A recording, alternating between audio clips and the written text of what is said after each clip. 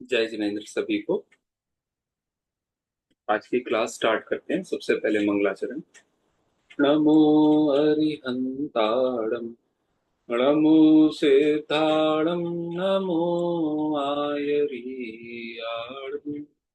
नमो अजाय, नमो लोके सबसाहु,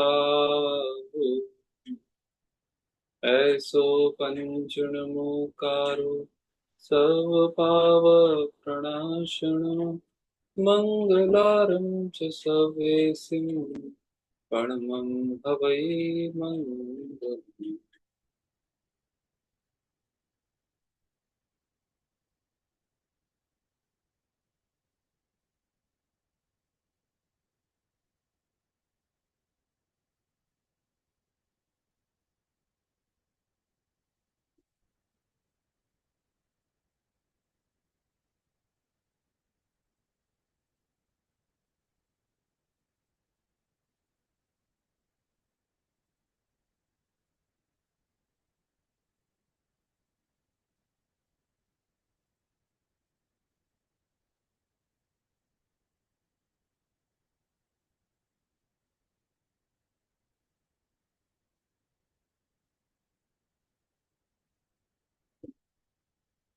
चलिए, अ, आज का जो पाठ है, पिछले 3 क्लासेस में हमने पढ़ना स्टार्ट किया था।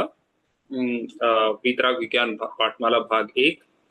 और उसमें जो पहले देव स्तुति थी, सकल के ज्ञायक तदपि, उसके 18 पद पढ़े थे। और उसको पढ़ने में हमें 3 क्लासेस लग गई थी। तो आज पहला चैप्टर, एक्चुअली जो टेक्स्ट है, वो आज स्टार्ट होगा हमारा वीतराग विज्ञान भाग 1 का। और उसका नाम है आत्मा परमात्मा। मैंने इसकी स्लाइड्स भी ग्रुप पे शेयर करी थी आप लोगों, 1 महीने पहले करी थी करीबन। अगर आप लोगों के पास हो तो आप ओपन कर सकते हैं क्लास के बाद भी पढ़ने के लिए, और नहीं हो तो आप पिंग कर दीजिए, मैं ग्रुप में रिसेंड कर दूंगा। चलिए, तो आत्मा और परमात्मा ये भी कॉन्सेप्चुअल चैप्टर है बहुत ज्यादा। और इसमें हम, जैसे मैंने पहले के भी चैप्टर्स में पहले भी बताया है, जीव और अजीव चैप्टर में बताया था कि जैन दर्शन में 4 अनियोग कहे गए, और वो थे प्रथमानियोग, चरणानियोग, करणानियोग और द्रव्यानियोग। तो बाकी के जो 3 अनियोग हैं वो सहकारी अनियोग जैसे हैं। जैसे प्रथमानियोग कथाओं के माध्यम से हमें धर्म में लगाता है, चरणानियोग हमें कैसा आचरण करना है वो बताता है, करनानी योग हमें ये बताता है कि जैन दर्शन का भूगोल कैसा है, जैन दर्शन में विश्व की परिकल्पना कैसे की गई है, मैप या वर्ल्ड का या यूनिवर्स का डिजाइन क्या है। और करनानी योग ये भी हमें बताता है कि ये जो हम जीव हैं, ये संसार में परिभ्रमण कर रहे हैं, ट्रांसमाइग्रेशन कर रहे हैं, वो 8 कर्मों के कारण कर रहे हैं। तो वो 8 कर्म कौन से हैं, 8 कर्मों की 148 कर्म प्रकृतियां कैसी हैं, 8 कर्म किन किन 10 अवस्थाओं में रहते हैं, वो किन कारणों से बनते हैं, कैसे फल देते हैं, कितने समय तक जीव के साथ रहते हैं, ऐसे पूरा का पूरा कर्म सिद्धांत बहुत बड़ा पार्ट है जैन दर्शन का। और उस कर्म सिद्धांत के बारे में जितना भी डिस्कशन है वो करणानी योग में पाया जाता है। बचा द्रव्यानुयोग। द्रव्यानुयोग में हमें क्या मिलता है? द्रव्यानुयोग में हम देखते हैं कि हम जैन दर्शन के अनुसार, इंग्लिश में द्रव्यानुयोग को मेटाफिजिक्स या तत्व, वो भी कह सकते हैं कि जो जैन दर्शन का तत्व विचार है वो क्या है। तो तत्वों के बारे में जैन दर्शन क्या कहता है, उसको इंग्लिश में मेटाफिजिक्स कहते हैं। तो हम जैन दर्शन में ये मानते हैं कि ये विश्व 6 द्रव्यों से बना है। उन 6 द्रव्यों में जीव एक द्रव्य है। वो जीव द्रव्य 7 अवस्थाओं से होकर गुजरता है, या जीव द्रव्य इस संसार में अज्ञान के कारण परिभ्रमण कर रहा है। वो अज्ञान क्यों है? कि 7 तत्व हैं, 7 तत्वों का सच्चा स्वरूप नहीं जानता। और अगर 7 तत्वों को अब समझ जाएगा तो जीव अपने आप को भी समझ जाएगा, और अगर हम अपने आप को समझ जाएंगे तो हम इस संसार से पार, 84 लाख योनियों से पार, 4 गतियों से पार, सिद्ध गति को प्राप्त हो जाएंगे। पंचम गति को सिद्ध गति कहें, पंचम गति कहें, बात एक ही है। या संसार का अभाव रूप अवस्था कहें, सारी, या सिद्ध शिला कहें, सब बात एक ही। तो हमें सिद्ध शिला या सिद्ध बनना है तो हमें क्या करना पड़ेगा? हमें 7 तत्वों को समझना पड़ेगा। अब ये 7 तत्व जो हैं उनका एक बार मैं नाम आपको बता चुका हूं पहले भी, एक बार फिर से रिवाइज करते हैं क्या क्या है। जीव, उद्गल, जीव, अजीव, आश्रव, बंध, संवर, निर्जरा, मोक्ष। तो इन तत्वों को अलग अलग समझना है। अब इसमें से जो पहला जो तत्व है जीव तत्व है। अब जीव तत्व को समझना, ये सारी की सारी चीजें किसके अंदर आ रही है? द्रव्यान योग। द्रव्यान योग में 6 द्रव्य, 7 तत्व, 9 पदार्थ, सबका डिस्कशन द्रव्यान योग में पाया जाता है। मतलब आत्मा से रिलेटेड और आत्मा के इर्द गिर्द जो भी डिस्कशन चल रहा है वो द्रव्यान योग का विषय है, या जिसको हम कहें अध्यात्म। अध्यात्म जो भी विषय है, जिस आगम और अध्यात्म, आगम का एक पार्ट है अध्यात्म, जिसमें आत्मा की बात चलती है, और वो आत्मा की सारी बात, अध्यात्म की सारी बात द्रव्यान योग में पाई जाती है। तो अब जो जीव तत्व है और जीव तत्व या जीव द्रव्य है, जीव द्रव्य को 3 पार्ट में डिवाइड किया। ये अपन कहाँ पढ़ते हैं? ये आत्मा परमात्मा चैप्टर जो आज हम शुरू कर रहे हैं, इसका डिस्कशन कहाँ पे पाया जाता है? तो इसका डिस्कशन पाया जाता है 6 ढाला। अगर आपने 6 ढाला अच्छे से पढ़ी हो, उसकी तीसरी ढाल में, तीसरी नहीं, दूसरी ढाल में बताया हुआ है कि जीव 3 प्रकार के हैं। कौन कौन से? नहीं, तीसरी ढाल है कि जीव 3 प्रकार के हैं। अंतरात्म, बहिरात्म और परमात्म। जीव त्रिधा है। देह जीव को एक गिने, बहिरात्म तत्व मुदा है ना। और अंतरात्मा के भी फिर 3 पार्ट्स किए कि उत्तम अंतरात्म, मध्यम अंतरात्म और जघन्य अंतरात्म। फिर परमात्मा के भी 2 पार्ट किए कि सकल परमात्मा और निकल परमात्मा। तो जो हम इस चैप्टर में पढ़ेंगे वो जीव के ही अंदर, जीव ही 2 प्रकार के इसमें बताए गए हैं, आत्मा और परमात्मा, है ना। तो वो क्या है, वो उसका डिस्कशन हम अभी यहाँ पे स्टार्ट करेंगे। आप देखिए, आप लोगों को आवाज बहुत क्लियरली आ रही है? आवाज आ रही है? एक बार थम्स अप कर दें या कुछ इंडिकेशन दे दें। चलिए ठीक है। जीव के प्रकार, जीव के, भैया आ रही है, अच्छे से आ रही है। हाँ ठीक है। तो जीव के प्रकार, जीव कितने प्रकार के हैं? योग्यता अनुसार जीव 2 प्रकार के हैं। पहले कहलाए भव्य, दूसरे अभव्य। तो ये क्लासिफिकेशन किस बेसिस पे किया गया है कि संसार में जीव कितने हैं? अगर अभी हमने 6 द्रव्यों के बारे में भी डिटेल में नहीं पढ़ा है, आगे पढ़ेंगे। तो उसमें कहते हैं सबसे पहले जीव हैं कितने। पहले तो हमें ये समझ में आना चाहिए कि मैं एक जीव हूँ। यहाँ पे क्लास में बैठे हुए कि जितने लोग जुड़े हुए हैं सब एक एक इंडिविजुअल जीव है। 8 लोग, 7 लोग टोटल जुड़े हैं, तो 7 लोग 7 जीव है। ठीक है। और हमारे अलावा केवल ये शरीर में हम एक अकेले जीव नहीं है। इस शरीर के अंदर, इस शरीर से आश्रित, मतलब इस शरीर पे डिपेंडेंट, इसको घर बनाने वाले अनंत जीव, इस शरीर के आश्रित भी जीव अंदर हैं। बहुत छोटे छोटे वन सेंस्ड ऑर्गेनिज्म, जिसको अपन आज की भाषा में कहें bacteria, good bacteria which are inside our body, gut bacteria, intestine में बैक्टीरिया है ना। हर जगह पे बैक्टीरियाज प्रेजेंट हैं जो कि पूरी बॉडी की फंक्शनिंग में हमारी हेल्प करते हैं। वो बैक्टीरिया क्या हैं? अलग अलग अलग एक एक जीव है। तो ऐसे कितने जीव हैं इस संसार में, इस विश्व में? तो अनंत जीव इस संसार में है। उन अनंत जीवों में दो बेसिक कैटेगरी, 2 प्रकार के जीवों की है। एक भव्य जीव और एक अभव्य जीव। तो भव्य जीव कौन से कहलाते हैं? कि उनमें वो बेसिक कैपेबिलिटी है कि वो कभी ना कभी इस संसार से मुक्त हो सकते हैं, मोक्ष जा सकते हैं। ठीक है। और जिन जीवों में वो कैपेबिलिटी नहीं है कि वो कभी मोक्ष जा पाए, उनको हम कहते हैं अभव्य जीव। तो इसका एक बेसिक एग्जाम्पल जो आता है वो कैसा है कि जैसे हम भाड़ में, वो बोलते हैं चना, चना फोड़ते हैं ना भाड़ में, तो वो चना जो होता है, वो चने में इनहेरेंट क्वालिटी होती है। आप कभी भी स्प्राउट करो या आप उसको, मतलब चने को फोड़ो, और केवल चने ही नहीं, सारी दालों में भी कुछ ऐसे दाने होते हैं जो ना स्प्राउट होते हैं, कुछ ऐसे दाने होते हैं ना जो भाड़ में जाने से वो फूलते हैं। तो वो कौन से होते हैं? उनमें कैपेबिलिटी ही नहीं होती एक्चुअली स्प्राउट होने। तो इस तरीके के जीवों में भी कुछ जीवों में ऐसी कैपेबिलिटी ही नहीं होती है इनहेरेंटली, बाय नेचर, कि वो कभी भी मोक्ष जा पाए, वो कभी भी भगवान बन पाए, वो कभी भी अपनी आत्मा को प्राप्त कर पाए। और बाकी के जीवों में, मतलब मेजॉरिटी ऑफ जीव वो ऐसे हैं जिनमें ये कैपेबिलिटी इनहेरेंटली है कि हम मोक्ष जा सकते हैं। ठीक है। तो कैपेबिलिटी होना अलग बात है। तो देखो, ये तो है कि अभव्य जीव तो कभी मोक्ष जाएंगे नहीं, इस बात की गारंटी है। तो क्या सारे भव्य जीव हम मोक्ष जाने की गारंटी है क्या उनकी? नहीं, गारंटी नहीं है। इन भव्य जीवों में से भी कुछ निकटवर्ती भव्य हैं, कुछ दूर भव्य हैं, कुछ दूराति दूर भव्य है। इसका मतलब है कि भव्य जीवों में कैपेबिलिटी तो है। जैसे फॉर एग्जाम्पल, हर जो आपने चने जो देखे, चनों को गलाया, उन चनों चनों में कुछ तो ऐसे अभव्य हुए कि जो कि एक रात, दो रात, तीन रात, चार रात भी पानी में आप डाल के रखोगे, कैसी भी उनको कंडीशन दोगे, वो कभी भी स्प्राउट नहीं होंगे। अब कुछ ऐसे भव्य जीव होंगे जिनको आप पानी में थोड़ी देर, आधे घंटे के लिए गलाया और बाहर निकाल दिया, मतलब एक्चुअली उनमें कैपेबिलिटी तो है स्प्राउट होने की, लेकिन आपने उनको टाइम और वो एम्बियंट कंडीशंस नहीं दी जिसके कारण वो स्प्राउट हो पाए। इसका मतलब ये है कि जरूरी नहीं है कि हमें मोक्ष प्राप्त करने की हमारे अंदर कैपेबिलिटी हो तो हमें मोक्ष मिल ही जाएगा। फॉर एग्जाम्पल, अगर दो तरीके के बच्चे हैं, एक तो वेरी लो आईक्यू का बच्चा है कि जिसकी आईक्यू 90 से भी कम है, 80 से भी कम है, वो उस बच्चे में तो इतनी कैपेबिलिटी नहीं है कि वो क्लास 12th को पास कर पाए, उसके पहले ही वो फेल हो जाएगा, वो पढ़ाई छोड़ देगा। और इसका मतलब ये नहीं है कि जिस बच्चे की आईक्यू अच्छी है, जिस बच्चे का दिमाग अच्छा चलता है, वो 12th पास कर ही लेगा।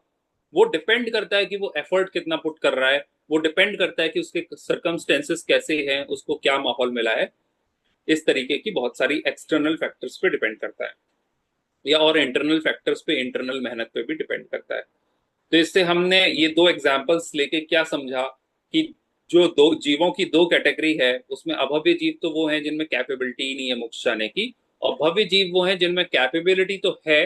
अब उसमें से भी अगर हम फर्दर डिवाइड करेंगे तो कुछ जीव उस कैपेबिलिटी को अपनी लाइफ टाइम में कभी कभी इस भव में, 10 भव में, 100 भव में, 1000 भव में, लाख भव में, करोड़ भव में, अनंत असंख्यात भवों में हो सकता है मोक्ष प्राप्त कर लें।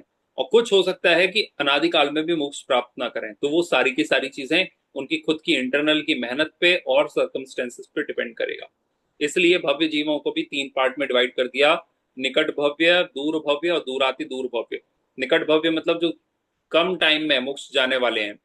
दूर भव्य मतलब अभी अभी टाइम नहीं हुआ है उनका जाने का, कुछ टाइम और लगेगा, मे बी आफ्टर एक पुद्गल, दो तीन पुद्गल परावर्तन, या कुछ पुद्गल परावर्तनों के बाद में वो मोक्ष चले जाएं। ठीक है। और थर्ड कैटेगरी जो है, तो थर्ड कैटेगरी किसकी है?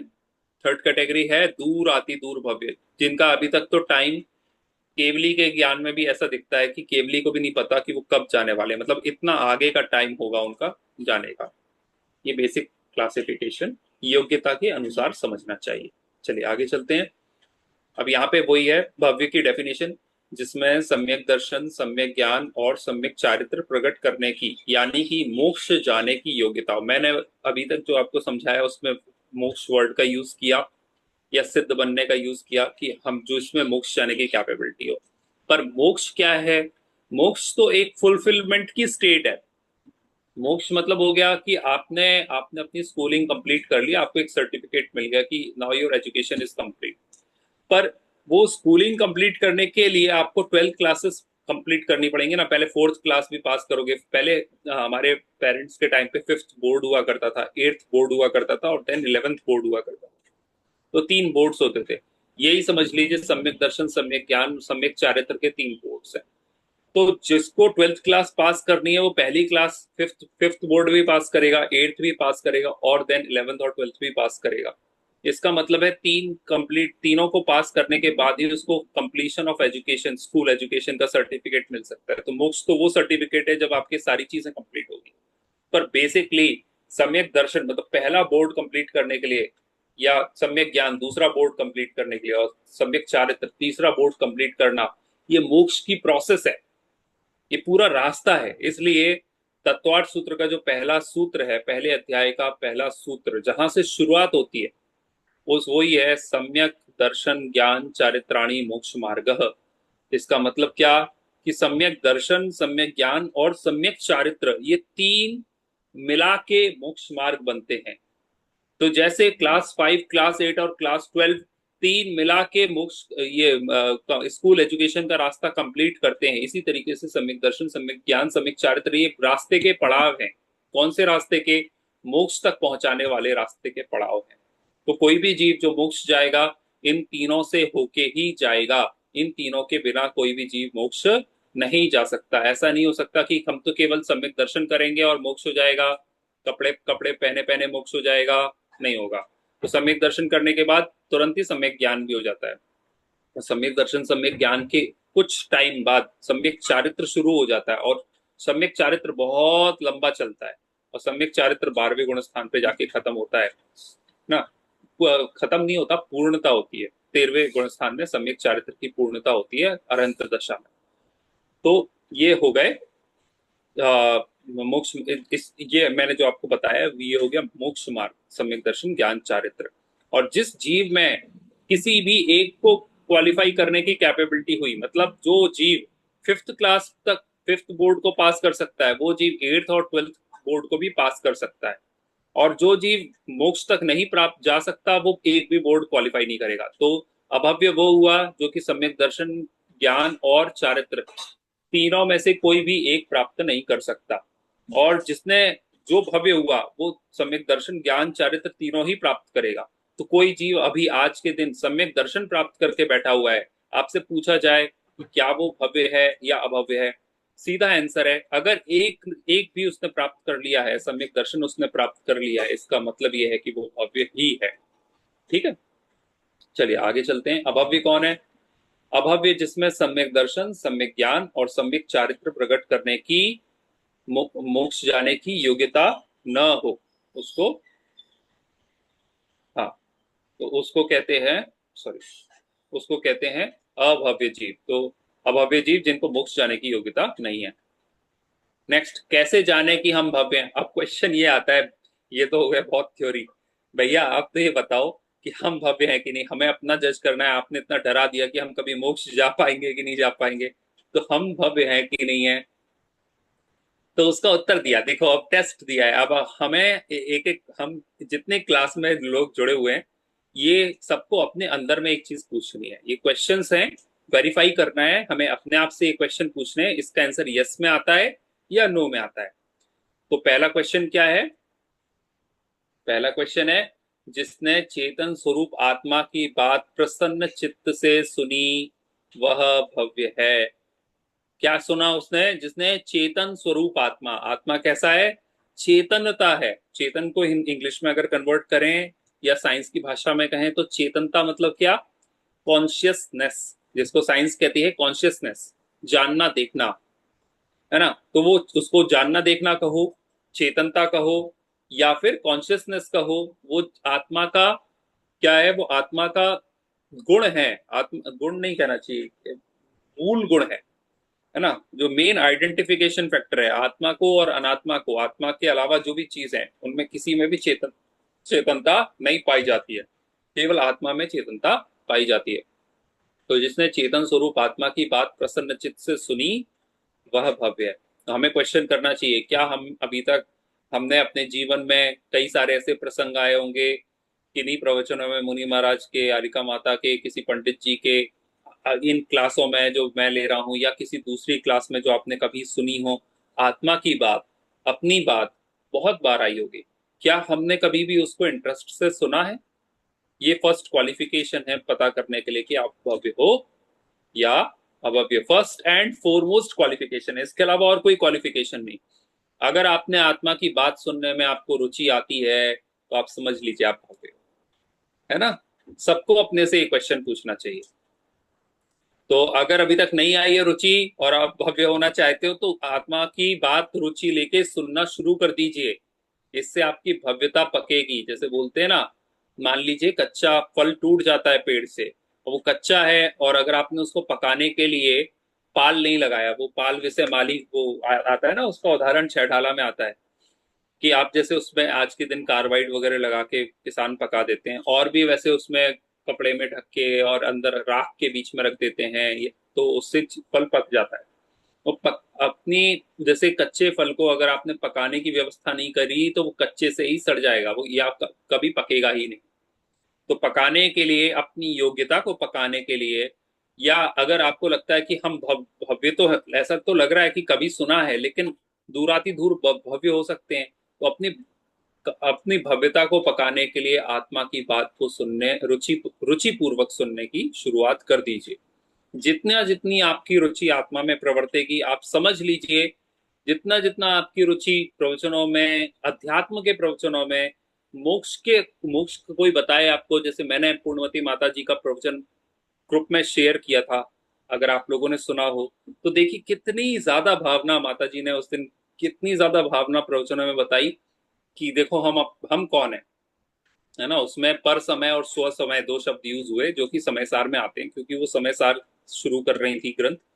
तो समय सार ग्रंथ के लिए उनने वो स्व समय पर समय कहा, लेकिन स्व समय मतलब कौन, जिनमें आत्मा की रुचि कूट कूट के भरी हुई है, वो जीव स्व समय कहलाते हैं। तो हम अगर आत्मा की रुचि अगर हमारे अंदर बनती है, आत्मा की बात सुनना कि मैं कौन हूं, मैं जीव हूं, मैं चेतन हूं, मैं इतनी कैपेबिलिटी रखता हूं कि हमारे 24 तीर्थंकरों जैसा कभी मैं तीर्थंकर भी बन जाऊं, उन्हीं के बगल में वेदी पे विराजमान हो जाऊं, जैसे वो अनंत भगवान सिद्ध गए हैं, है ना। कहाँ कहाँ से गए हैं, शिखर जी आदि, शिखर जी, कैलाश गिरी, मोक्ष और ये गिरनार वगैरह, जितने हमारे सिद्ध क्षेत्र हैं, जैसे ये इतने हमारे अनंत भगवान हुए हैं, सिद्ध हुए हैं, वैसे मैं भी सिद्ध बनने की कैपेबिलिटी रखता हूँ। और मैं भी किसी ना किसी दिन सिद्ध बनूंगा, अपनी आत्मा को पहचान कर, उसमें रम कर। ऐसी अगर भावना आती है, ऐसी रुचि आती है, ऐसा उल्लास आता है आत्मा की बात सुनकर, तो डेफिनेटली समझना चाहिए कि हम बहुत भव्य जीव हैं, निकट भव्य जीव हैं, और जल्दी से जल्दी इस दुख स्वरूप संसार से पार होके मुक्त होने के रास्ते पे चल चुके हैं। ठीक है। नियम से अल्पकाल में मुक्त होगा भव्य, ये लिखा है ना, नियम से अल्पकाल में मुक्त होगा। कौन जीव मुक्त होगा नियम से? नियम से कौन मुक्त होगा? अल्पकाल में कौन मुक्त होगा? जिसने चेतन स्वरूप आत्मा की बात प्रसन्न चित्त से सुनी तो है, लेकिन हाँ भैया क्लास खत्म हो जाए, बहुत सुन लिया, ऐसे नहीं सुनना है। जब भी हम आत्मा की बात सुने, देखो संसार में हम 24 घंटे बहुत सारे लोगों के उद्बोधन सुनते हैं। वो उद्बोधन किसी भी फॉर्म में हो सकते हैं, फैमिली मेंबर्स भी किसी के साथ किसी पर्टिकुलर टाइप का डिस्कशन हो सकता है अबाउट फैमिली मैटर्स। हम न्यूज वगैरह सुनते हैं जिसमें हमें वर्ल्ड की, सोसाइटी की न्यूज मिलती है, है ना। इसके अलावा हम बहुत सारे मान लो हम ज्योतिषाचार्य वगैरह, किसी को ज्योतिष में बिलीव करते हैं या किसी और दूसरी चीज में बिलीव करते हैं, तो उनके यूट्यूब पे या सोशल मीडिया पे, फेसबुक पे हम उनके वीडियोस भी देखते हैं, उनके प्रवचन भी सुन लेते हैं, उनमें हमारी रुचि हो सकती है। ठीक है। लेकिन अगर हमारी रुचि और उनकी बात हम प्रसन्नता से अगर सुनते हैं, तो वो तो विपरीत मार्ग है। हमारा 24 घंटे में से 23 घंटा तो विपरीत मार्ग में जा ही रहा है।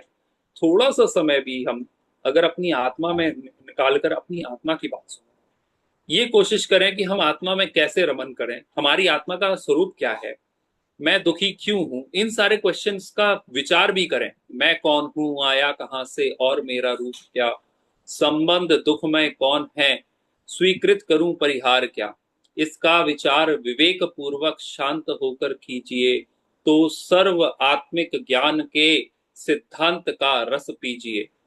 ठीक है। ये एक जो मैं पढ़ रहा हूँ, ये अमूल्य तत्व विचार श्रीमद् राजचंद जी के द्वारा लिखित है, उसको मैं पढ़ रहा हूँ। वो भी यही कहते हैं जिनवाणी के आश्रय से, कि 5 क्वेश्चंस हैं जो हम हर एक भव्य जीव को अपने आप से पूछना चाहिए कि मैं कौन हूँ। हमेशा आप बैठिए, एक ये क्वेश्चन अगर आपके मन में रहा, मैं कौन हूँ, मैंने अभी तक अपने आप को प्राप्त नहीं किया है, मैं कौन हूँ, ये क्वेश्चन आखिरी तक, अपनी लाइफ के आखिरी तक अगर आप अपनी लाइफ में, ये अंदर आपके अंदर एक कहना चाहिए आग है ये जानने की, चिंगारी है ये जानने की, मैं कौन हूं अपने आप को, मुझे अपने आप को पहचानना है, तो आप सही रास्ते पे चलोगे, कहीं ना कहीं से आपको मार्ग मिल जाएगा। मैं कौन हूं, मैं आया कहां से, क्या मैं क्या केवल ये ह्यूमन एग्जिस्टेंस है, सिर्फ पैदा होने से मरने तक है, इसके पहले नहीं था, इसके बाद नहीं होगा क्या? क्या केवल ह्यूमंस ही ह्यूमंस के फॉर्म में ही रिबॉर्न होते हैं? रीबर्थ जो है, रीबर्थ का कोई कंसेप्ट है कि नहीं है? क्या हम ह्यूमंस के ही फॉर्म में रीबर्थ लेंगे, या कोई अदर फॉर्म्स भी हो सकते हैं? अगर हम ऐसे फॉर्म्स हैं तो हम कहाँ से आए होंगे? ऐसा हमने क्या किया कि आज हम यहाँ पे खड़े हुए हैं, जैन बने हुए हैं, दिल्ली नगर में रह रहे हैं, सारी की सारी आधुनिक भौतिक सुविधाएं हमारे पास हैं? ऐसा हमने क्या पुण्य का कर्म किया? अगर मैं अभी जो कर्म कर रहा हूँ, इसका फल क्या होगा, आगे किस तरीके की गतियां मिलेंगी? अगर मैं धर्म में रुचि नहीं लूंगा तो आगे क्या फल होगा? अगर मैं पुण्य कर्म करूंगा तो आगे क्या फल होगा? पाप कर्म करूंगा या पाप भाव करूंगा, उनका आगे क्या फल होगा। ये सारे पहले के और आगे के प्रश्न भी पूछना चाहिए अपने आप से। मैं कौन हूं, आया कहाँ से। और तीसरा है, और मेरा रूप क्या, मेरा रूप कैसा है, मैं कैसा दिखता हूँ, मैं कैसे जाना जाता हूँ। अगर मैं ज्ञान हूँ, मैं ज्ञान आनंदमय, क्या लिखा है, चेतन स्वरूप आत्मा। तो चेतन को अगर हम तोड़ें तो दो शब्दों में कहेंगे ज्ञान आनंद। तो ज्ञान आनंद स्वरूप आत्मा। तो मैं जो ज्ञान आनंद स्वरूप आत्मा हूँ, उसको कैसे पहचाना जा सकता है। क्या वो आंखों से दिखता है, क्या वो सुन के पहचाना जा सकता है, क्या वो लॉजिक की एप्लीकेशन से हम आत्मा को प्राप्त कर सकते हैं, क्या लॉजिकल थिंकिंग से, क्या रैशनल माइंड की एप्लीकेशन से, क्या डिडक्शन से, क्या कोई थ्योरम लिख के, कोई प्रूफ बना के इसीलिए आत्मा है ये सिद्ध होता है, ऐसा सिद्ध करने से मुझे आत्मा का सुख मिलेगा क्या, कि केवल वो एक्सपीरियंस का, अनुभव का विषय है। ये सारे क्वेश्चन हमें पूछना चाहिए, है ना। और संबंध दुखमय कौन है, स्वीकृत करूं परिहार क्या। संबंध दुखमय, अब जो मैं हूं, अगर मैं आत्मा हूं तो मेरे लिए हितकर क्या है, मेरे लिए अहितकर क्या है, मेरा क्या है और मेरा क्या नहीं है। मतलब संबंध दुखमय कौन है, ये क्वेश्चन पूछा है अपने आप से, कि ये जो मेरे संबंध हैं, जो भी संबंध दिख रहे हैं, फैमिली मेंबर्स, फ्रेंड्स एक्सेट्रा, वो क्या सुखमय संबंध है या दुखमय है। अगर ये दुखमय है तो सुखमय संबंध कौन सा होगा। क्या कोई भी संबंध सुखमय हो सकता है, कि अकेला एकत्व ही सुखमय होता है, अकेला रहना ही सुखमय है, किसी का भी संबंध, किसी का भी संयोग दुखमय होता है। क्या संयोग दुख का कारण होता है, कि संयोग में अपनापन दुख का कारण होता है। मतलब मैं अपने, मेरी मम्मी है, मेरा परिवार है, इसलिए मैं दुखी हूं। तो क्या मैं अनाथ होता तो मैं सुखी होता, कि संबंध से सुख दुख का कोई संबंध नहीं है। सुख दुख का संबंध संयोग या संबंध में अपनेपन से है। मेरी मम्मी है, मेरापन है उनमें, इसलिए उनके उनके दुखी होने पे, उनके बीमार होने पे मुझे दुख होता है। क्यों होता है, क्योंकि मेरा उनसे संबंध है, अपनापन है ना। तो ये सारी चीजें क्वेश्चंस हैं पूछने के, कि मोह से दुखी हूं मैं, कि संबंध होने से, संयोग होने से दुखी हूं। और स्वीकृत करूं परिहार क्या, किसको स्वीकार करूं मैं, किसको परिहार करूं। अगर मैं आत्मा हूं, मुझे सुख प्राप्त करना है, मुझे मोक्ष प्राप्त करना है, तो मुझे कहाँ जाना चाहिए, मुझे क्या करना चाहिए। क्या मैं ये संसार छोड़ के, दिल्ली छोड़ के शिखर जी में बस जाऊं तो क्या मुझे मोक्ष हो जाएगा। क्या मैं यहां से जाके किसी भी महाराज जी, माता जी से बिना समझे, बिना पढ़े, कोई बिना स्वाध्याय के उनकी चरणों में जाके और उनसे दीक्षा ले लूं, तो क्या मुझे उस दीक्षा लेने से, मुनि बनने से मोक्ष हो जाएगा। सोचना पड़ेगा ना, कि स्वीकृत करूं परिहार क्या, क्या चीज स्वीकार करने से हम मोक्ष की तरफ बढ़ेंगे। ये सारे सारे बहुत, जो मैं चैप्टर की शुरुआत में एक भाषण जैसा दे रहा हूँ, भाषण देने का मुझे भाव ही इसलिए आ रहा है कि हमारी खुद की पढ़ने से ज्यादा पहले जरूरी है हमारी उसमें रुचि जगे, हमारा उसमें इंटरेस्ट जगे। और कभी भी हम पढ़ना शुरू कर रहे हैं, हमारा उद्देश्य है कि we should get to the right point, we should get the right answers. But to get the right answers it is very necessary that we ask the right questions. We start with asking the right questions, कि हमारे actual questions क्या होने चाहिए धर्म पढ़ने के पहले।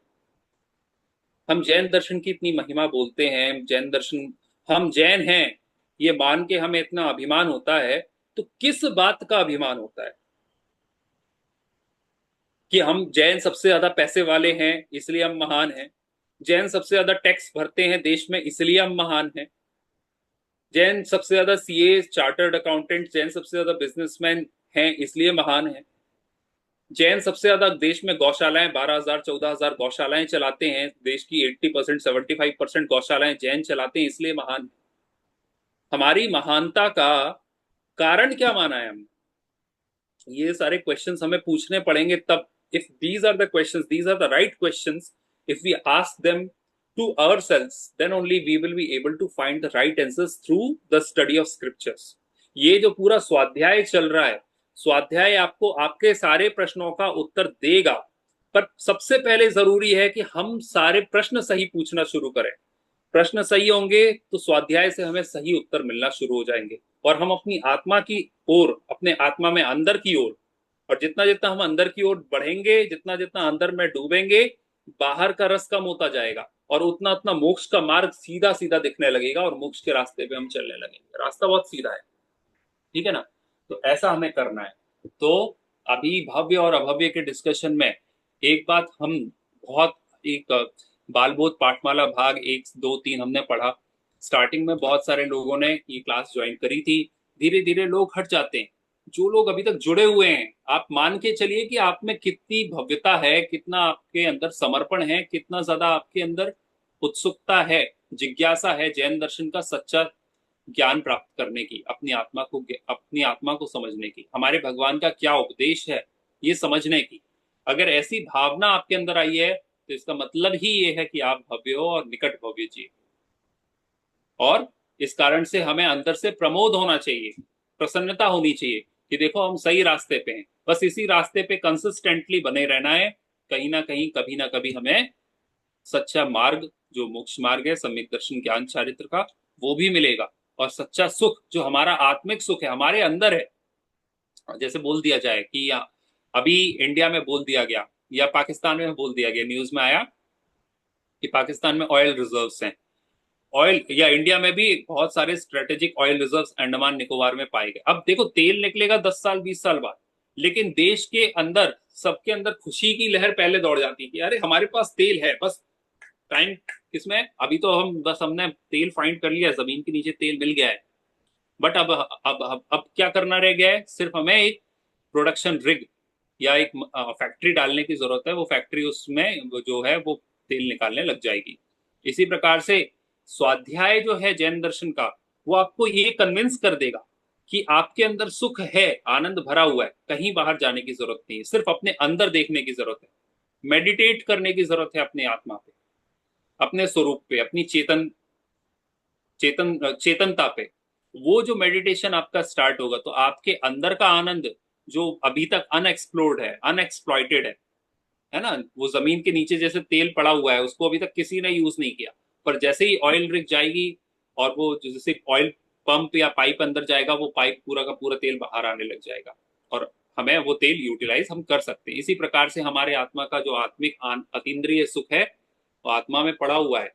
और स्वाध्याय के माध्यम से, जैन दर्शन में के शास्त्रों के अध्ययन के माध्यम से, और उन पे अध्ययन मतलब केवल पढ़ना नहीं, सुनना नहीं, पढ़ना सुनना, और जो मैंने क्वेश्चंस बोले हैं जैसे, उन क्वेश्चंस के बारे में बैठ के डीप कॉन्टेम्पलेशन करना, अकेले टाइम में भी उनके बारे में सोचना कि मैं जीवन में कर क्या रहा हूँ, इतनी आयु मेरी बीत गई है, क्या मैंने अपने बारे में सोचा है, या मैं अपने आप को सिर्फ ये पर्याय मात्र समझता हूँ कि मैं मनुष्य हूँ, इस एज का हूँ, स्त्री हूँ या पुरुष हूँ, मेरे इतने बच्चे हैं, ये मेरे पति हैं, और ये मेरी लाइफ है, मैं यहाँ पे घूमने जाना है।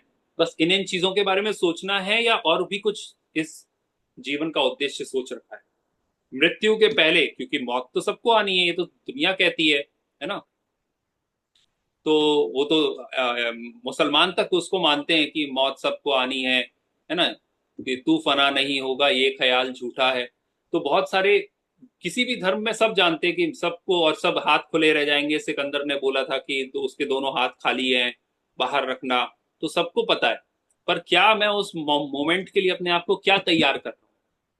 क्या मेरी तैयारी ये मात्र है कि YOLO, you only live once, मतलब एक बार जीवन मिला है तो जितना मजे करना है कर लो, जितने ट्रिप्स करना है कर लो, जितना बड़ा वर्ल्ड है, जितनी कंट्रीज घूमनी है घूम लो, फिर एक बार बूढ़े हो गए, शरीर खराब हो गया, एंजॉय नहीं कर पाएंगे, तो पहले ही सारा एंजॉयमेंट कर लो। क्या ये लाइफ का वो सोच है? अगर ये लाइफ की सोच है तो जैन दर्शन आपके लिए नहीं बना हुआ है। क्यों नहीं बना हुआ है? क्योंकि आप फिर चारवाक मत को फॉलो फॉलो करने वाले जीव बन गए हो। चारवाक कौन? जो ये बोलते हैं कि न भूतो न भविष्यति, न हमने पास्ट देखा, न फ्यूचर देखा, न हमने नरक देखे, न हमने स्वर्ग देखे। स्वर्ग नरक सब यही है, अलग कुछ नहीं होता। जो करोगे वो सब यही है, सब मजे करो, कुछ नहीं होने वाला। मरने के बाद कोई लाइफ नहीं है। अगर आप रीबर्थ को नहीं मानते हो, मरने के बाद की लाइफ को नहीं मानते हो, तो आप कर्मों को नहीं मानोगे। आप कर्मों को नहीं मानोगे तो अच्छा बुरा करने के बारे में सोचोगे ही नहीं। फिर तो लाइफ का एक ही ऑब्जेक्टिव रह जाता है, सेंसुअल प्लेजर्स, मजे करो। तो अगर मजे करने का उद्देश्य है तो जैन दर्शन की तरफ जैन दर्शन के आप सच्चे श्रावक नहीं बन सकते हो, ना आप कहला सकते हो।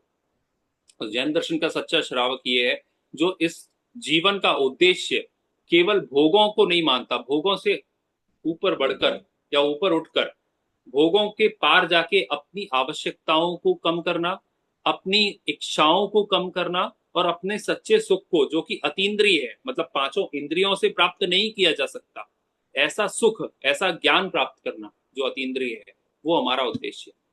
तो इस उद्देश्य को लेके हम आगे इस चैप्टर की तरफ बढ़ते हैं। चलिए, नेक्स्ट है टॉपिक ज्ञान। आत्मा, आत्मा किसे कहते हैं? ज्ञान स्वभावी जीव तत्व को ही आत्मा कहते हैं। ये बहुत ज्यादा डेप्थ में अब हमें जाने की जरूरत नहीं। ये एक मोटिवेशन था एक तरीके से, जो अभी इतनी देर तक मैंने बोला कि हमें क्यों पढ़ना है ना। Without motivation you will not be able to carry on with this study. आपको लगेगा यार बहुत दिन हो गए, बहुत पढ़ लिया, अब छूट जाती है क्लास तो छोड़ दो, क्या करेंगे पढ़ के, डायरेक्ट कोई यूटिलिटी नहीं है। तो एक अंदर की अलग जगना बहुत जरूरी है, एक अंदर की समझ जगना बहुत जरूरी है कि हम पढ़ क्या रहे हैं, हम पढ़ क्यों रहे हैं, क्या हम सही ऑब्जेक्टिव के साथ पढ़ने बैठे हैं कि नहीं है, हमारा डायरेक्शन सही है कि नहीं पढ़ने के लिए। ठीक है, पढ़ना बहुत आसान है। आप पढ़ना शुरू करेंगे ना, कुछ भी चीज कठिन नहीं है। जो ये सारी चीजें, ये भी जरूरी नहीं कि मैं आपको पढ़ाऊं या कोई भी किसी से आपको पढ़ने की जरूरत पड़े। अगर आपका इंटरेस्ट इतना खुद में जग चुका है, आप में और यहाँ पे जितने लोग हैं, जितना जिनको मैं जानता हूँ, सब में इतनी कैपेबिलिटी है कि अगर खुद से पढ़ना शुरू करें समझ सकते हैं। ठीक है, तो आत्मा किसे कहते हैं? ज्ञान स्वभावी जीव तत्व को ही आत्मा कहते हैं। जैसे 7 तत्वों का डिस्कशन किया, उसमें जीव तत्व पहला है। वो जीव तत्व का स्वरूप क्या है, नेचर क्या है, कैरेक्टरिस्टिक्स क्या है? ज्ञान स्वभावी, जिसके अंदर ज्ञान है। ज्ञान मतलब टू नो थिंग्स, उसके अंदर एक इनहेरेंट क्वालिटी है, टू नो, जानना जानना जानना जानना। तो हम जीव हैं, ये कैसे आइडेंटिफाई किया? तो एक 17th सेंचुरी में फ्रेंच फिलोसफर हुए, उनका नाम है डेकार्ट। वो डेकार्ट कहते हैं I know therefore I am. ठीक है, मतलब वो कहते हैं मैं जानता हूं इसलिए मैं हूं, I know therefore I am. ठीक है, 17th सेंचुरी तक, मतलब आज से 300 साल पहले, जिसको जिनको हम आज फॉलो करते हैं, western western world, Europe, America, है ना, इन लोगों को ये नहीं पता था कि मैं कौन हूं। तो जब डेकार्ट ने बोला I know therefore I am, मेरा एग्जिस्टेंस है, मैं हूं, ये कैसे प्रूव होता है? मैं हूं ये ऐसे प्रूव होता है कि मैं जानता हूं। जानना जानना जानना चल रहा है, इससे ये पता चलता है कि मैं हूं। मैं कौन हूं? उसको आप शब्द कोई भी दो, मैं जीव हूं, मैं आत्मा हूं, है ना, मैं कॉन्शियसनेस हूं, पर वो हूं, एग्जिस्ट कर रहा हूं, वो कैसे पता चला? ज्ञान से पता चला। तो ज्ञान, जो मेन, ज्ञान के बिना मैं हूं या जीव है, इसका भी पता करना इम्पॉसिबल है। तो ज्ञान स्वाभाविक जीव तत्व को ही आत्मा कहते हैं। आत्मा के भेद अवस्था अपेक्षा से, अब अवस्था अपेक्षा यहाँ पे लिखा हुआ है ना, अवस्था मतलब होता है प्रेजेंट कंडीशन। तो ये इसका डिस्कशन पहले की क्लासेस में भी आया कि अभी मेरी अवस्था क्या है, आई एम अ मेल, है ना, middle aged male person living in Delhi, वो मेरी अवस्था है, प्रेजेंट की कंडीशन, जिसको हम पर्याय भी कहते हैं, उसको हम अवस्था भी कहते हैं। ठीक है, तो आत्मा के भेद अवस्थाओं के हिसाब से, मतलब पर्याय के हिसाब से, अभी प्रेजेंट कंडीशन के हिसाब से 3 अवस्थाएं हैं, बहिरात्मा, अंतरात्मा और परमात्मा। इसका डिस्कशन अभी मैंने बताया था 6 ढाला की तीसरी ढाल में आता है। बहिरात्मा, अभी एक एक की डेफिनेशन देखेंगे। इसमें बहिरात्मा किसको कहते हैं? देखो, शब्दों से आत्मा तो जुड़ा ही हुआ है, आत्मा के पहले क्या है? बहिर, बहिर मतलब बाहर, अंतर मतलब अंदर, और परम मतलब बेस्ट। ठीक है, तो इससे ही मतलब बहुत क्लियर हो जाता है। बहिरात्मा मतलब जो अपनी आत्मा में नहीं देख रहा, बाहर बाहर देख रहा है।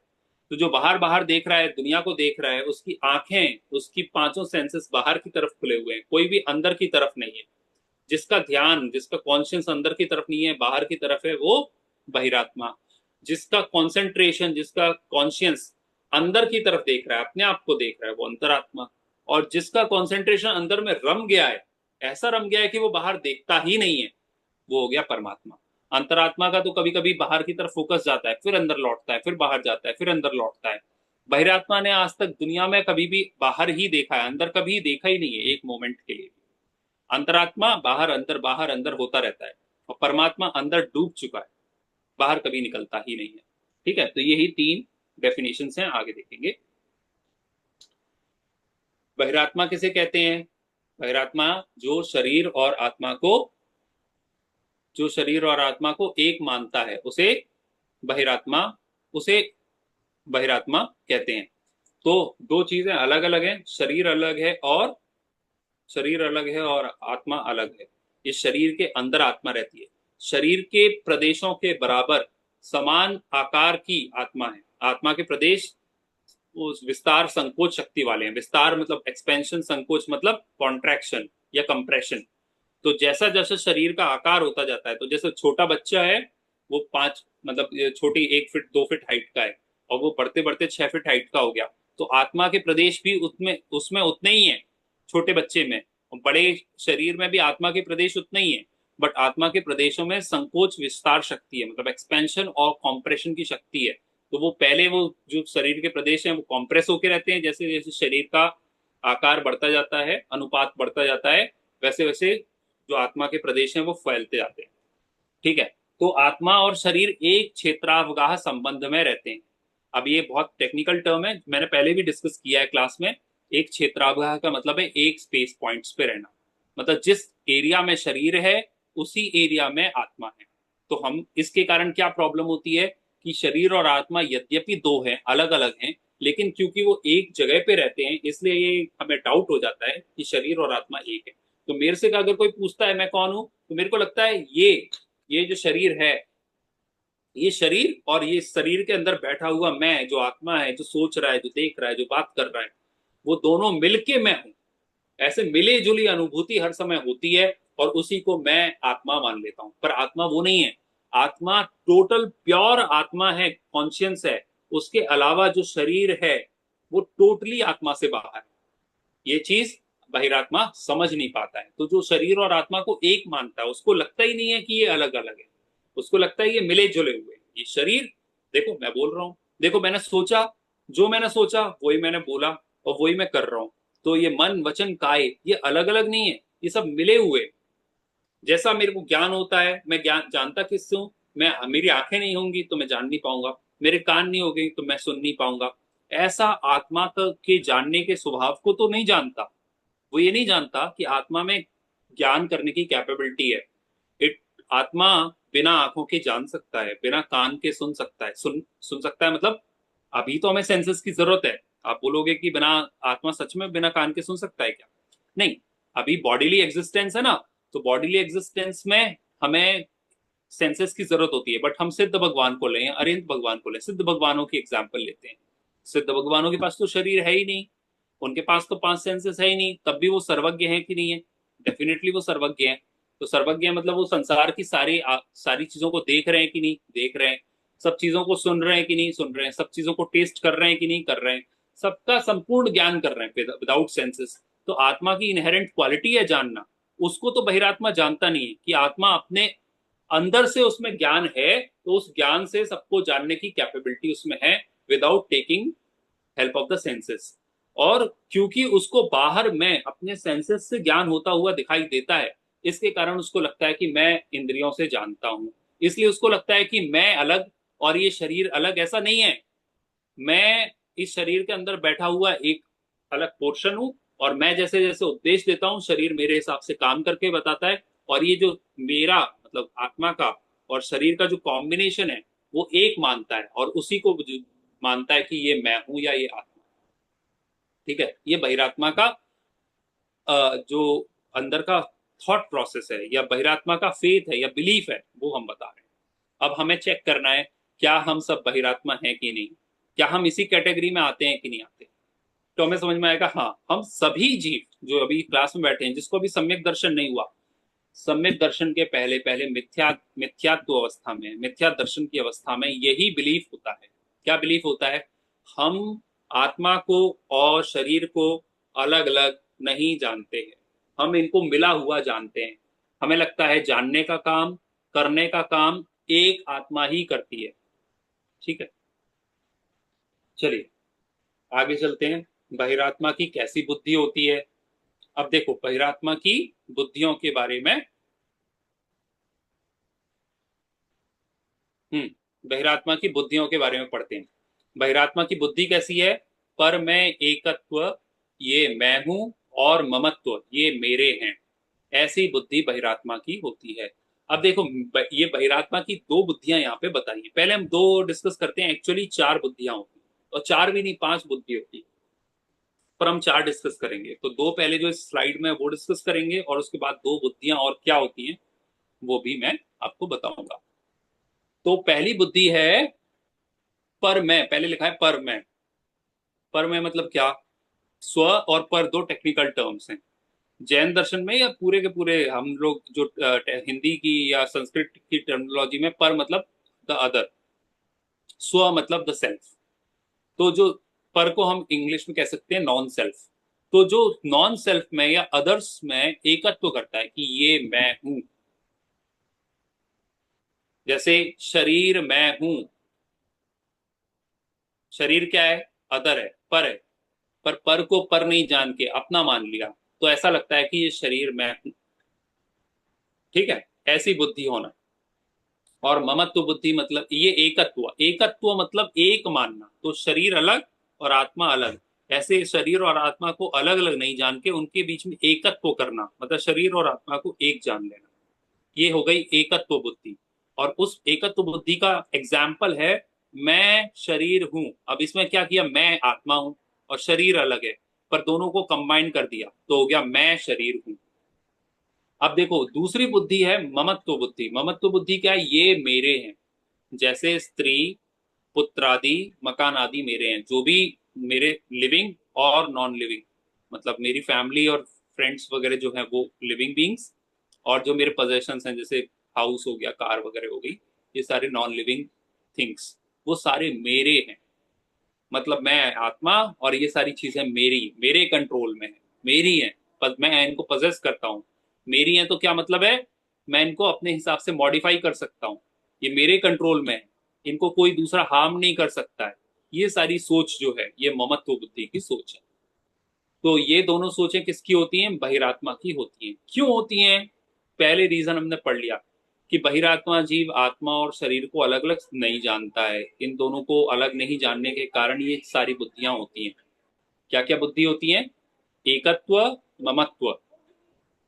शरीर में भी ममत्व बुद्धि होती है। ऐसा हो सकता है कि थोड़ा आपने पढ़ लिया तो आपको लगा नहीं नहीं, शरीर अलग है, ये बात तो सही है, और आत्मा अलग है, लेकिन शरीर मेरा ही तो है, अलग थोड़ी ना है। मतलब मेरे से अलग है, मैं आत्मा हूं, मैं ये शरीर छोड़ के चला जाऊंगा, ये डेड बॉडी रह जाएगी, लेकिन जब तक मैं मरता नहीं हूं उस मोमेंट तक तो ये शरीर मेरा ही है ना। तो ये ममत्व बुद्धि शरीर में भी हो सकती है।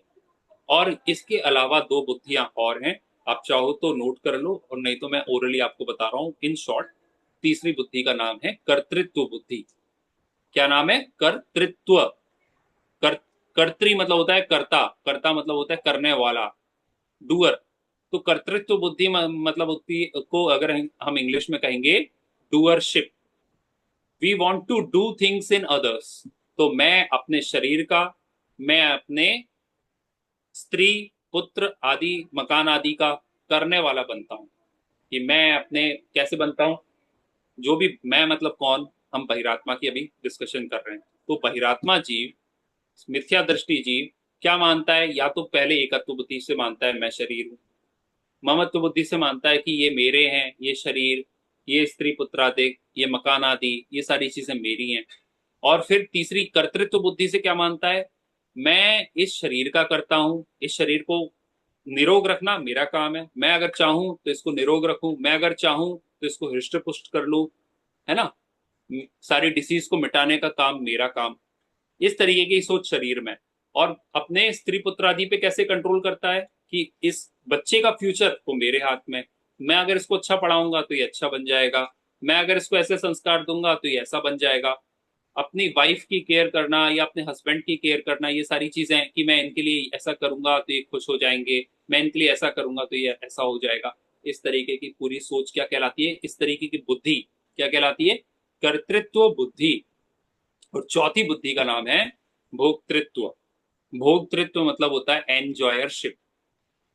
हम भोक्ता बनते हैं। भोक्ता मतलब होते हैं जो भी हम कुछ कर रहे हैं। जैसे मैं इस शरीर का भोक्ता हूँ। अगर अच्छी मेरी हेल्थ अच्छी हुई तो मैं सारी चीजों को मैं खुश रहूंगा। मैं ज्यादा मैं अगर मेरी हेल्थ अच्छी हुई, मेरी बॉडी अच्छी हुई तो मैं ज्यादा घूम पाऊंगा।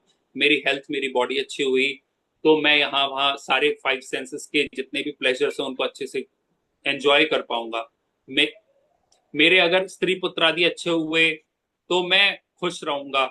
मेरा बेटा अगर पढ़ के अच्छी पोजीशंस पे है, अच्छे पैकेजेस पे है, अच्छी जगह पे रह रहा है तो उससे मुझे खुशी होगी। इसका मतलब ये है कि दूसरे की पोजीशन से या अपने शरीर की पोजीशन से अपने आप को इन्फ्लुएंस करते हुए या अपने आप को इन्फ्लुएंस पाते हुए मानना। दूसरों के मतलब स्त्री पुत्र आदि मकान आदि, मेरा घर अच्छा है अगर तो मैं खुश होऊंगा। मेरा घर अच्छा है तो मेरे स्त्री पुत्र आदि खुश होंगे। इस तरीके की बुद्धि भोक्तृत्व बुद्धि है। तो ये चार बुद्धियां बहिरात्मा जीव को हमेशा पाई जाती हैं। ठीक है। चलिए, अब बहिरात्मा शरीर की उत्पत्ति में अपनी उत्पत्ति और शरीर के नाश में अपना नाश मानता है। क्यों? ये उसके एक और कैरेक्टरिस्टिक है। दो बुद्धियां हमने पढ़ ली। दो बुद्धियों के अलावा क्या पढ़ रहे हैं? शरीर की उत्पत्ति में अपनी उत्पत्ति और शरीर के नाश में अपना नाश। क्योंकि दोनों शरीर को और आत्मा को अपना अलग अलग तो माना नहीं। तो बहिरात्मा जीव ये मानता है कि ये दोनों मिले हुए, मैं शरीर हूं।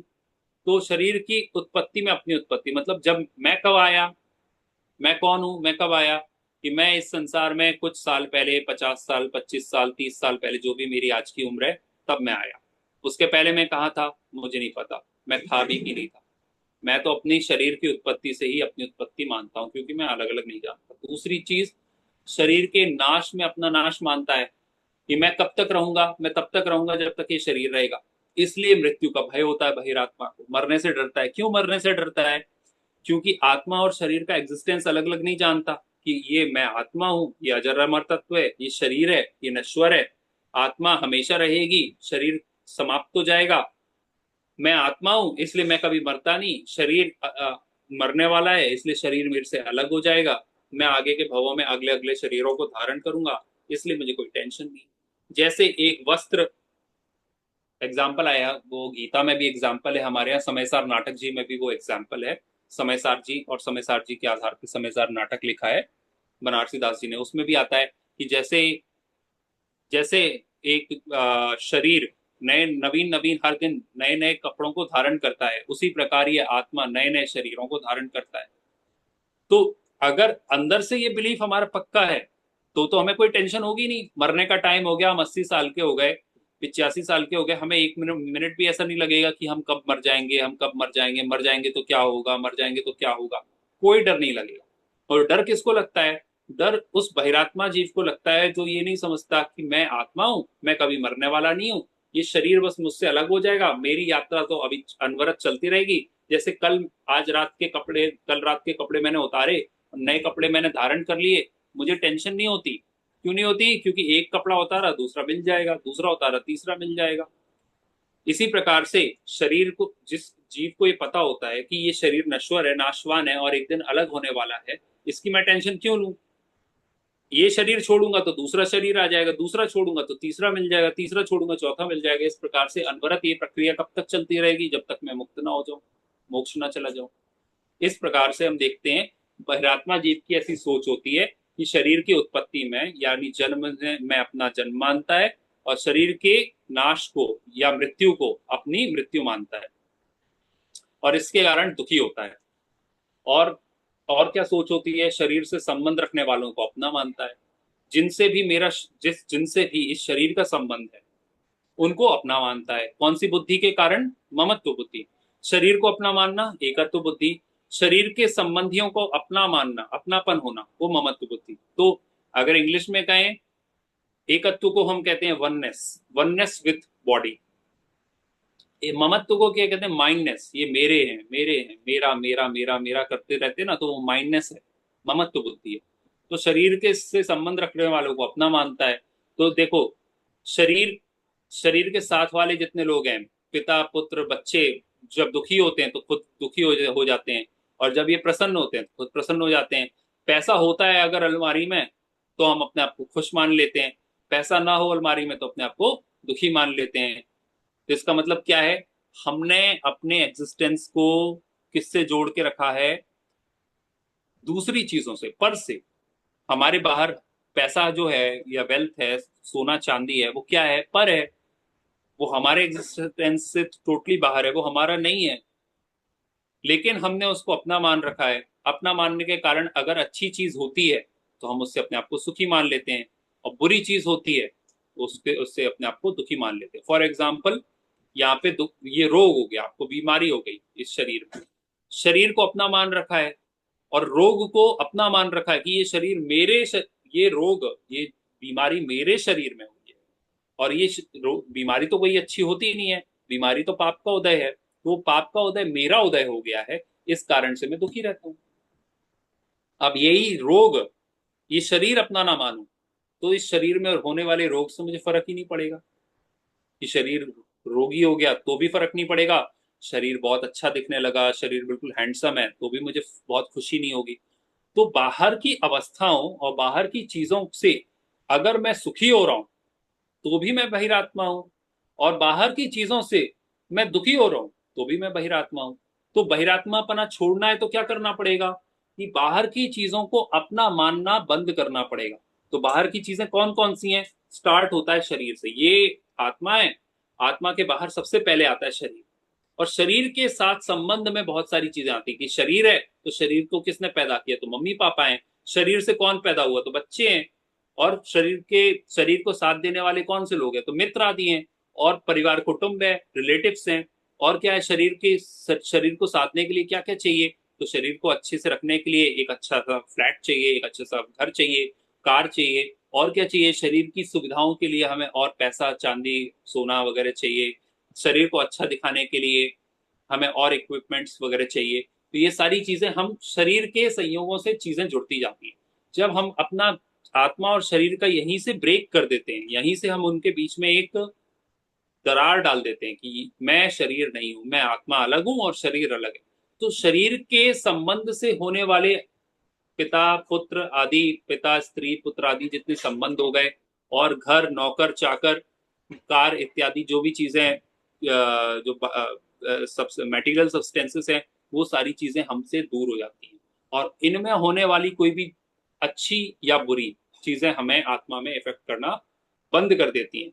यही हमारा प्रयोजन है। तो अभी हम आगे देखेंगे बहिरात्मा के अन्य नाम क्या हैं। अज्ञानी, बहिरात्मा को क्या कह सकते हैं? अज्ञानी भी कहते हैं, मिथ्या दृष्टि भी कहते हैं। क्योंकि मिथ्या दृष्टि, मूढ़, बहिरात्मा, मूढ़ मतलब क्या? बेवकूफ। मूढ़ मतलब अज्ञानी, जिसको सच्ची बात नहीं पता। सच्ची बात क्या है? आत्मा और शरीर अलग अलग है। ये सबसे बड़ा सत्य है कि आत्मा, शरीर में कुछ हो जाए तो आत्मा को दुखी सुखी नहीं होना चाहिए।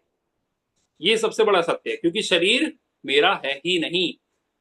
इस सत्य को नहीं जाना तो जो भी जीव ने सोचा, जाना, करने की कोशिश करी, वो सारा का सारा क्या हो गया? सब क्या सब अज्ञान की कैटेगरी में गया। अज्ञान है वो हमारा।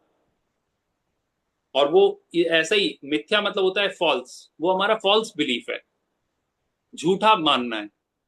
सच्चा मानना कब होगा? जब हम शरीर को और आत्मा को अलग अलग जानेंगे। तो जब अलग नहीं जान रहे, एक मान रहे हैं, तो वो झूठा मानना है। इसलिए वही अज्ञान है, वही मिथ्यात्व है, और वही बहिरात्मपना है। तो ये सारे उसके सिनोनिम्स हैं। तो जब हम देखेंगे, आगे पढ़ेंगे कभी भी, तो ये वर्ड्स आएंगे कि हम बोले ये जीव अज्ञानी है। अज्ञानी बोले तो समझ लेना चाहिए वो बहिरात्मा है, और बहिरात्मा बोले तो समझ लेना चाहिए वो मिथ्या दृष्टि है। तो अज्ञानी, बहिरात्मा, मूढ़, मिथ्या दृष्टि, ये सारे के सारे पर्यायवाची शब्द हैं। अब आते हैं अंतरात्मा किसे कहते हैं। अब देखो, बहिरात्मा जीव तो पहचानता नहीं था कि मैं शरीर और ये आत्मा, मैं आत्मा और ये शरीर अलग अलग। अब अंतरात्मा कौन है? जो आत्मा में अपनापन माने। अब जो जीव स्वाध्याय के निमित्त से, जो जीव पंच परमेष्ठी के निमित्त से, पंच परमेष्ठी के द्वारा दिए गए उपदेश को समझकर, उनके दर्शन करके ये बात समझ जाते हैं कि मैं आत्मा, ज्ञान स्वभावी, आनंद स्वभावी, दर्शन स्वभावी, वीर स्वभावी, ऐसी अनंत शक्तियों वाला मैं आत्मा अलग हूं, और ये शरीर पुद्गल है। मैं अरूपी हूं, अस्पर्श हूं, और ये रूपी है। है ना। तो रूपी और अरूपी, रूपी मतलब ये अरूप, मैं आत्मा अरूपी हूँ, दिखने वाला नहीं हूँ, और ये शरीर दिखने वाला है, जड़ है। मैं चेतन हूँ, ये जड़ है। ऐसा डिस्टिंक्शन कर लेता है, भेद ज्ञान कर लेता है। तो उसको हम, जो भेद ज्ञान कर लेता है उसको हम कहते हैं अंतरात्मा। और जब वो भेद ज्ञान करता है तो अपने आप को कहाँ रखता है? एक तो हो गया डिफरेंस को पहचान लेना, कि देखो शरीर अलग है और आत्मा अलग है। पर अंतरात्मा केवल दोनों के डिफरेंस को पहचानने को नहीं कहते। अंतरात्मा इसको कहते हैं कि पहले शरीर को और आत्मा को अलग जाने, और अपने आप को आत्मा माने, शरीर नहीं माने। ठीक है, अपने आप को आत्मा माने और शरीर को अपने से दूसरा जाने, भिन्न जाने, उसको अंतरात्मा कहते हैं। अंतरात्मा क्या करता है? अंतरात्मा भेद विज्ञान के बल से आत्मा को देहादि से भिन्न ज्ञान और आनंद स्वभावी जानता है, मानता है और अनुभव करता है। आज की बस ये लास्ट स्लाइड होगी, इसके बाद हम नेक्स्ट क्लास में करेंगे। 2 मिनट का टाइम और दीजिए। तो अंतरात्मा क्या करता है? अंतरात्मा भेद विज्ञान करता है। विज्ञान मतलब क्या? विज्ञान मतलब साइंस। साइंस मतलब क्या? That which is based on empirical evidence. Empirical evidence का मतलब क्या? जो चीज हमें अपने ऊपर एक्सपेरिमेंट करके अनुभव में आती है उसको हम कहते हैं साइंस। तो भेद विज्ञान को इंग्लिश में कहते हैं डिस्क्रिमिनेटिव नॉलेज। इंग्लिश में क्या कहते हैं? Discriminative knowledge. डिस्क्रिमिनेशन मतलब डिफरेंशिएशन। शरीर ये और आत्मा ये दोनों मिले जुले दिख रहे हैं। कैसे मिले जुले दिख रहे हैं? जैसे पानी और दूध मिले हुए होते हैं। पर उसमें एक हंस पक्षी के बारे में कहते हैं, आई डोंट नो, साइंस तो मानता नहीं कि कोई हंस पक्षी अलग से होता है। पर कहा जाता है कि हंस पक्षी जो होता है वो मिले हुए पानी और दूध को, ऐसे मिले हुए हैं, आपने एक ही गंजिया में, टोपिया, भगोनी, तबेली में दोनों चीजें मिला के रख दी, पानी और दूध। हंस पक्षी ऐसा होता है, उसमें ये कैपेबिलिटी होती है कि जैसे ही वो उसमें अपनी चोंच डालता है, पानी पानी अलग हो जाता है, दूध दूध अलग हो जाता है, वो दूध को पी लेता है, पानी को उसमें छोड़ देता है। तो ये जो कैप मिले हुए पानी और दूध में दोनों को अलग करके अपना जो सार सार तत्व दूध है उसको पाने की कैपेबिलिटी, उसको लेने की कैपेबिलिटी जैसे हंस में होती है, उसी प्रकार इस अंतरात्मा जीव में होती है। अंतरात्मा क्या करता है? ये शरीर और जो आत्मा है जो मिले हुए प्रतीत होते हैं, यद्यपि एक जगह रह रहे हैं, एक ही क्षेत्रावगाह संबंध के कारण एक जगह रह रहे हैं। जहां पे आंख है वो शरीर का पार्ट है, और आंख के अंदर बैठा हुआ जानने वाला आत्मा, आत्मा के प्रदेश है। तो शरीर, दोनों एक जगह बैठे होने पर एक जैसे मिलते हुए दिखाई तो देते हैं, लेकिन अंतरात्मा जीव इस भेद विज्ञान के बल से, इस डिस्क्रिमिनेटिव नॉलेज के बल से, इस स्किल के बल से, जैसे हंस दूध और पानी को अलग कर देता है, अंतरात्मा इस शरीर को और आत्मा को अलग कर देता है। उसको समझ में आ जाता है कि मैं ये आत्मा हूं और ये शरीर मैं नहीं हूं। इस तरीके का डिस्क्रिमिनेटिव नॉलेज का यूज करके, तो क्या समझ में आया? भेद विज्ञान का मतलब है डिस्क्रिमिनेशन करना। इन दो मिली हुई चीजों को, जो मिली हुई दिखती हैं, उनको अलग अलग करके देखने की कैपेबिलिटी होना, उसको भेद विज्ञान कहते हैं। तो भेद विज्ञान के बल से आत्मा को देहादि से भिन्न, आत्मा और शरीर दोनों को भिन्न और ज्ञान और आनंद स्वभावी जानता है। आत्मा को कैसा जानता है? देह से, शरीर से अलग है। और कैसा है आत्मा? आत्मा ज्ञान से भरा हुआ है और आत्मा आनंद स्वभावी है। ज्ञान स्वभावी है, आनंद स्वभावी है। ऐसा क्या करता है? ऐसा जानता है। पहली चीज क्या बोला? ऐसा जानता है। कौन जानता है? अंतरात्मा। अंतरात्मा क्या जानता है? शरीर अजीब है, आत्मा जीव है, आत्मा ज्ञान से, आनंद से भरा हुआ है, ऐसा जानता है। और क्या, ऐसा मानता भी है, केवल जानता नहीं है। जानने और मानने में क्या डिफरेंस हुआ? हम्म जानने, जानना किताबी ज्ञान के आधार पे भी हो सकता है। फॉर एग्जाम्पल, हमने जाना है कि महात्मा गांधी महान थे। कहां से जाना? किताब पढ़ के जाना। क्या हमने देखा उनको? नहीं देखा। लेकिन अगर हम किताबों के बल से और सब कुछ पढ़ने के बाद इस कंक्लूजन पे पहुंचे और अपने विवेक से विचार करें, नहीं सच में महात्मा गांधी महान थे, तो ये अब जानना नहीं रह गया। जानकारी पूर्वक या ज्ञान पूर्वक दर्शन हो गया है। या जानने पूर्वक मानना हो गया है कि पहले हम केवल पढ़ने के बाद में जानते थे कि महात्मा गांधी महान हैं, और अब हमें विश्वास अंदर हो गया है, तो वो विश्वास का नाम है मानना। ठीक है। अभी हमने किताबें पढ़ पढ़ के ये जान लिया कि मैं आत्मा हूं, पर अभी हम मानने तक पहुंचे क्या कभी? नहीं, मानते नहीं है मैं आत्मा हूं। अभी तो हम मानते तो यही है कि मैं शरीर और आत्मा मिला हुआ मैं। तो मानना एक हायर लेवल है जानने से। जानना पढ़ने के बाद जानने तक पहुंच सकते हो, पर जानने से मानने तक पहुंचने के लिए आपको अनुभव में उसको आपको अपने श्रद्धान में, बिलीफ में या फेथ में बिठाना पड़ेगा। तो अंतरात्मा क्या करता है? ये जानता ही नहीं है कि मैं आत्मा हूं, ये मानता भी है कि मैं आत्मा हूं। और ये जानता और मानता ही नहीं है, अनुभव भी करता है कि मैं आत्मा हूं हर मोमेंट पे। फॉर एग्जाम्पल, 1 करोड़पति आदमी अगर वो कहीं जाता है, हर जगह उसको अंदर अंदर मानता भी है मैं करोड़पति हूं, और उसका जो बिहेवियर होता है, उस बिहेवियर के एक एक पॉइंट पे आपको उसके बिहेवियर से ये पता चलता जाता है कि ये करोड़पति है। उसके चलने के तरीके से, उसके दूसरों से बात करने के तरीके से, हर चीज में ये रिफ्लेक्ट होता है कि वो करोड़पति है। तो ये जो अनुभव करना, वो अनुभव एक बिहेवियर का पार्ट है। वो बिहेवियर कब आएगा? जब हमारा मानना बहुत स्ट्रांग होगा। अगर वो अपने आप को करोड़पति नहीं माने, तो करोड़पति की तरह बिहेव करना स्टार्ट नहीं कर सकता। तो पहले वो अपने आप को माने, जानेगा, फिर मानेगा, फिर उसके बाद उसका वैसा बिहेवियर स्टार्ट हो जाएगा। ऐसे ही अंतरात्मा का पहले अपने आप को आत्मा मानना, फिर अपने आप जानना, फिर अपने आप को आत्मा मानना, और उस समय उसके बाद उसका अनुभव करना, ताकि उसकी पूरी लाइफ 24 आवर्स 365 डेज उसका बिहेवियर अपने आप को आत्मा मान के स्टार्ट हो जाएगा। उसको कहते हैं हम अनुभव करना। ठीक है। ये यहीं पे आज का यहाँ के डिस्कशन कंप्लीट। पॉज करते हैं अभी। नेक्स्ट क्लास में ये टॉपिक हमारा आत्मा परमात्मा कंप्लीट होगा। अभी इसके बाद में आपको कोई भी डाउट है तो आप पूछ सकते हैं, अदरवाइज फिर हम ये क्लास एंड करेंगे। और